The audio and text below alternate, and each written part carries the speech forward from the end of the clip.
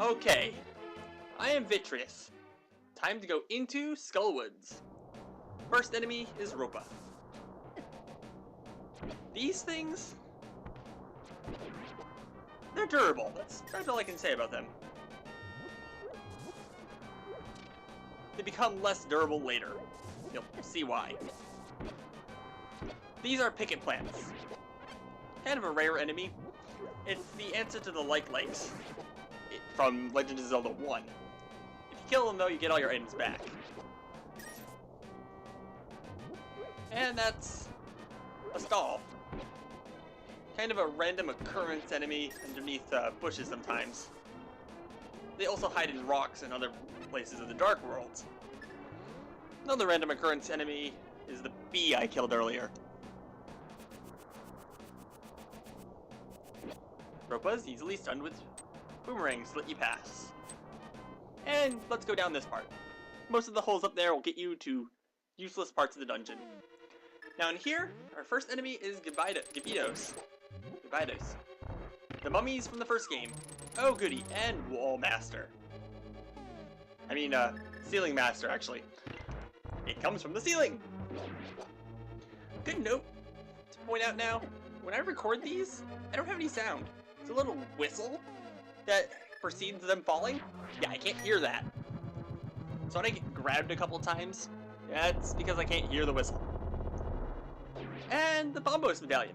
Quite helpful for a screen clearing effect. And yes, I'm counting the fact that I use that there as not using the sword. You'll see in the later video why the medallions are an exception to the rule. And the boots. That doesn't excuse me though, because the rule was forced to be broken in this level too later. More Stilaplis, but we know how to handle them. I'm not 100% sure I've been able to handle the Gabidos without using that medallion yet. The flute, that's useless. Oh yeah, magic hammer. The Gabidos are extremely durable. As I just shown, it takes 4 hits with the hammer to kill it. I think it's a good 4 hits with the sword to kill him.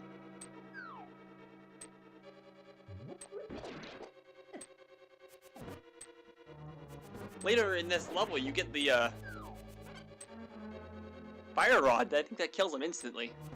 1 hit. A lot easier. This spike trap's being a pain in my butt right now. But with that, we get the big key. I'm definitely thinking about doing a limited inventory run of this game.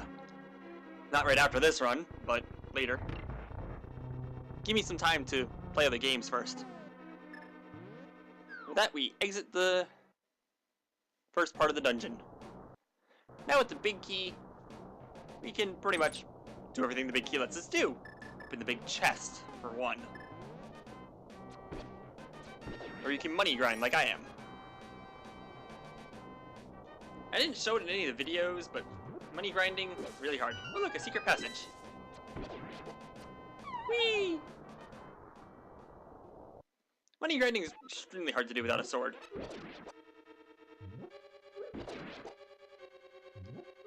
Hey, hard hat beetles, you're not a problem. Well placed bomb.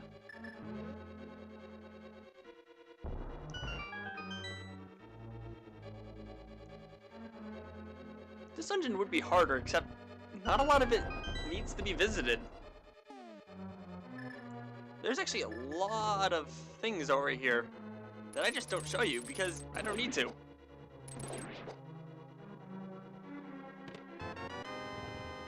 With that, we get the fire rod.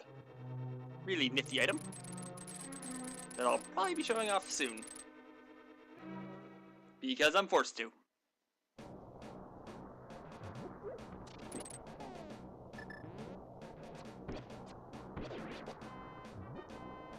It's a good point to notice that all the holes in this woods take you down to the dungeon. But not always to the good place in the dungeon. I cleared this level in about 13 minutes. That would have never been possible if I tried to explore every inch of the dungeon.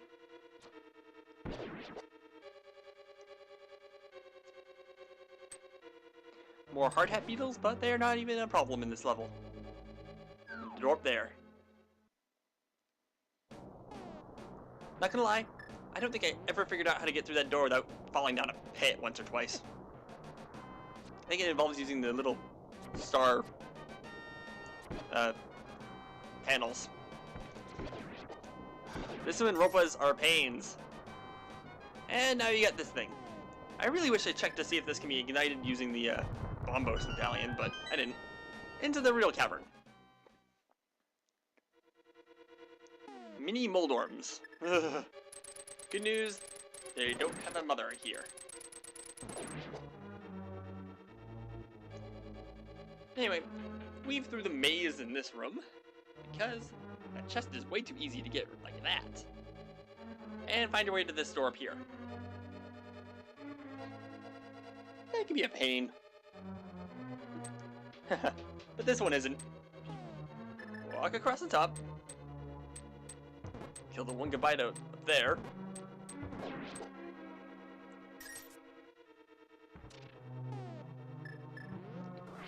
Might as well try the ones down there too.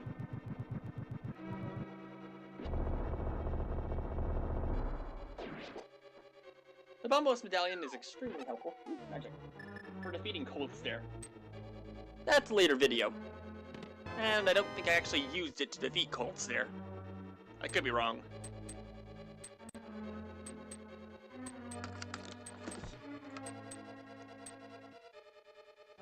I want to say I didn't.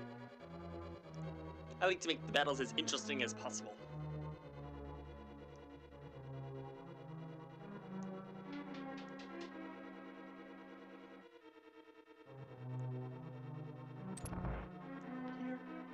And more rooms. This room is more of a puzzle. Trying to get through it with the least amount of pain. It comes with one more problem. Yeah, Ceiling Masters are back. You can kill them to remove them temporarily. And you can hookshot yourself back to the start of the level. Ah, crap. Luckily, I don't need to worry about getting that treasure chest again. I do have to worry about Fire Snake, though. Back to this puzzle. This can actually be beneficial. Dang it. Aha, you didn't fool me that time. This can be beneficial because the pots reform. Meaning you get more health. So it's not always a bad thing. But you do want to move on. Now let's see the weakness. And they're dead. One hit kills them with the fire rod. Thank God these things are a nuisance. The fire rod I would give it as the Hail Mary object of this game. Thank God you get it because it can pretty much kill anything in one hit. There are some exceptions. That is a spell thing. It turns me back into a bunny. And causes me to get hit by the Wall Master. Yeah, I'm just gonna say it right now. I'm sorry if I call that thing a Wall Master. It is Ceiling Master. I'm just used to calling them Wall Masters from when they're in the first Zelda game. They're one of those enemies you like to see, but when you're actually facing them, they're a pain in the ass. Pain in the ass!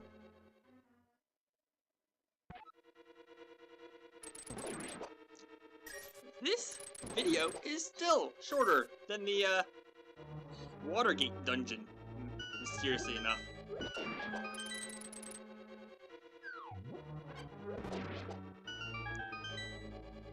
And for anyone wondering what that video is, I can't upload it. I'm having trouble with that.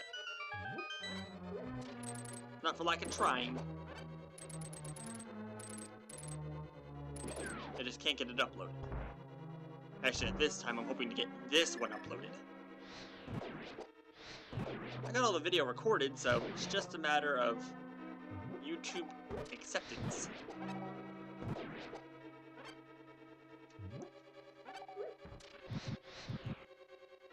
I want to say that the Ceiling Masters come back for one more dungeon in this game.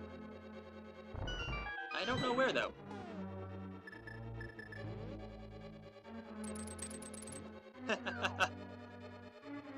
That brings up an interesting point. You're kind of immune when you use the hook shot. Which I guess at this point I never showed off.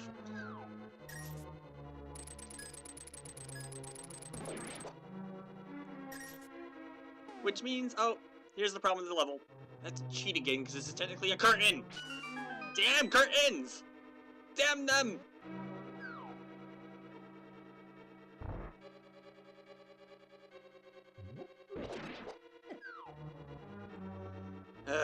This room is a pain. Just everything in it just wants to kill you. And I can kill it all too. With one hit.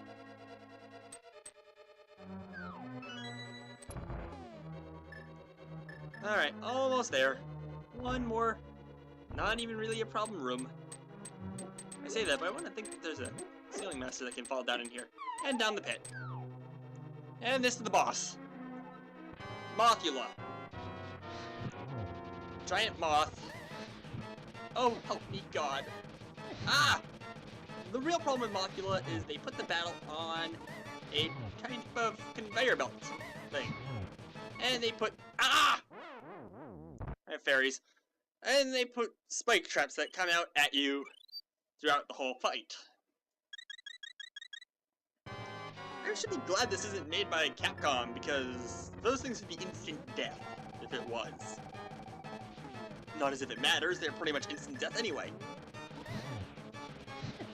Something I have to question about myself is why do I keep the B in there? I don't know. There was a logical reason at the time when I got it. Mostly because... Oh, it's dead! That's because I was low on health. Now I'm not. Heart that heals me all the way, and a crystal, and a bit more backstory.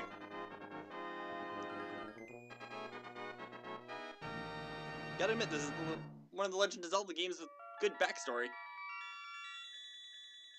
Oh, listen to the tale.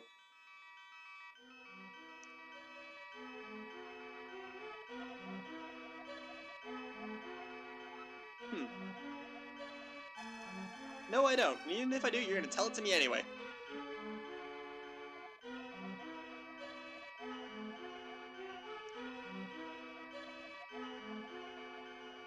What if someone with no heart grabs it?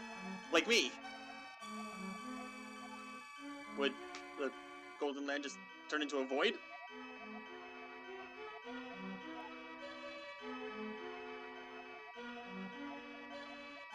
I better be, otherwise this is gonna fail horribly. You must rescue... Oh, Zelda, without fail.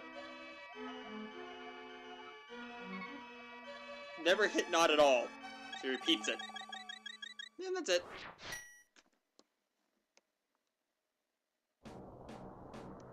Jitterbug. Jitterbug. Jitterbug. Jitterbug. You put the boom boom into my heart. You send my soul sky high when your loving starts. A jitterbug into my brain. It goes to bang bang bang till my feet do the same.